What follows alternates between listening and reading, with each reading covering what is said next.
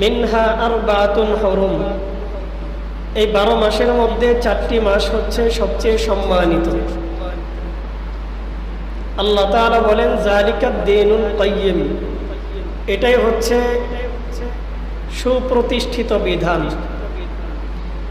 ফালা তাযলিমু ফীহিন্না আনফুসাকুম, অতএব তোমরা নিজেদের প্রতি জুলুম করিও না এই মাসগুলোতে।